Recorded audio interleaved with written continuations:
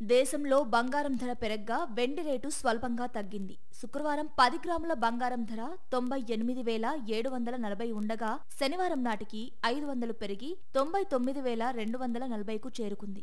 గురువారం కిలో వెండి ధర 1,690 ఉండగా శనివారం నాటికి 90 తగ్గి 1,600కు చేరుకుంది. హైదరాబాద్ లో 10 గ్రాముల బంగారం 99,240 ఉండగా కిలో వెండి ధర 1,600గా ఉంది. విజయవాడలోనూ 10 గ్రాముల పసిడి 99,240 ఉండగా కిలో వెండి 1,600గా ఉంది.